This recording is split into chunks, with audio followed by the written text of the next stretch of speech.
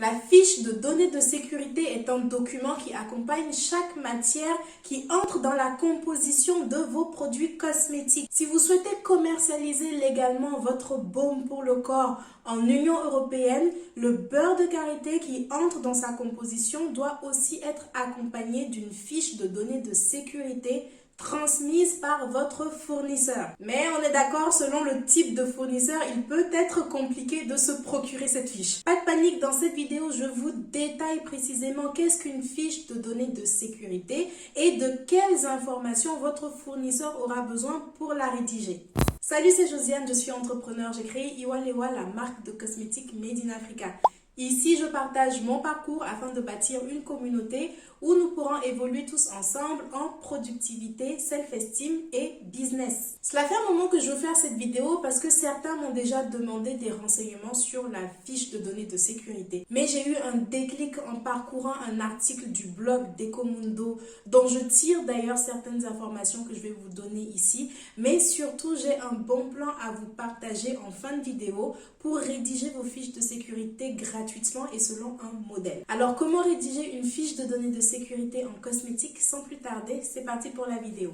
Première partie, qu'est-ce que la fiche de données de sécurité? Comme vous le savez, si vous souhaitez commercialiser un produit cosmétique en Union européenne, vous devez obligatoirement constituer ce qu'on appelle un dossier information produit. Ce dossier va comporter plusieurs informations sur le produit fini même, mais également sur les matières premières qui entrent dans sa composition. Cela veut dire que chaque matière qui sert à fabriquer votre produit doit venir avec des documents réglementaires qui sont normalement donnés par le fournisseur même. Et la fiche de données de sécurité fait partie de ces documents que l'on demande systématiquement. Il s'agit d'un document qui va permettre d'identifier la matière en question, mais également qui va permettre de renseigner sur les risques encourus lors de son utilisation, de sa manipulation, de son stockage. Sur ce document, vous allez également retrouver comment se comporter dans certaines situations, par exemple en cas de contact avec la matière, mais aussi quel est son niveau de dangerosité, etc., etc. Parce que oui, la fiche de données de sécurité accompagne spécifiquement les matières chimiques dangereuses, donc elle est demandée selon le type de matière et sa classification, selon ses caractéristiques persistantes, cancérigènes, toxiques, selon sa composition. La matière elle-même peut ne pas être classée comme toxique ou dangereuse, mais elle peut contenir des composants à certains seuils de concentration définis qui font que la fiche de données de sécurité est requise. Je vous donne ces critères de façon ultra simplifiée pour que vous puissiez comprendre de quoi on parle ici, mais comme je vous le disais en intro, en vrai, le toxicologue vous demande la fiche de données de sécurité quasi systématiquement pour vos matières premières. Même pour des matières premières naturelles dont vous ne saisissez pas la dangerosité de prime abord. Donc tenez-vous prêts.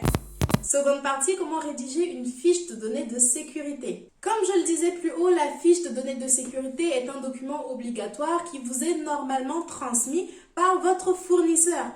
Mais ayant moi-même été jeune créatrice de cosmétiques qui va sourcer ses matières premières dans des zones où personne n'a jamais entendu parler de fiches de données de sécurité, je peux comprendre qu'il est assez difficile parfois de s'en procurer. Voilà pourquoi dans cette seconde partie de vidéo, je vous donne quelques informations pour que vous soyez en mesure, si besoin, d'accompagner votre fournisseur à la rédaction de cette fameuse fiche. Rédiger une fiche de données de sécurité repose sur cette règle. Pour qu'elle soit valide, il faut qu'elle comporte 16 rubriques obligatoires.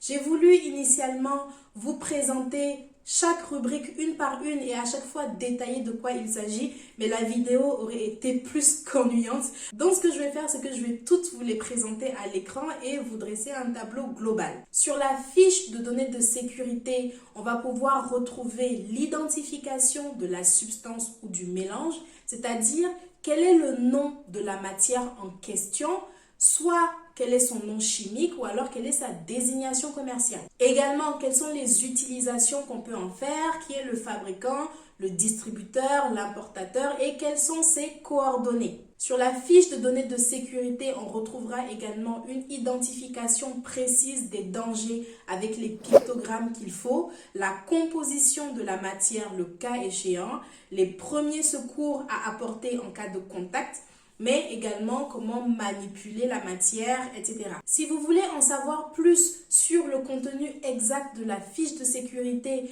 mais également une description de chaque rubrique, je vous laisse consulter le lien que je vous mets en barre de description. Mais surtout, en début de vidéo, je vous disais que j'avais un bon plan pour vous. C'est qu'en ce moment, Ecomundo vous permet de créer 5 fiches de données de sécurité gratuitement selon un formulaire qu'ils ont mis en ligne. C'est d'ailleurs la raison pour laquelle je fais cette vidéo. Cela peut vous être utile à communiquer à vos fournisseurs. Le lien est en barre de description également. C'est la fin de cette vidéo. Je vous remercie d'avoir regardé. J'espère qu'elle vous sera utile. Abonnez-vous pour ne pas manquer d'autres contenus de ce type. Je poste tous les mercredis et les dimanches. Alors à dans quelques jours. Ciao!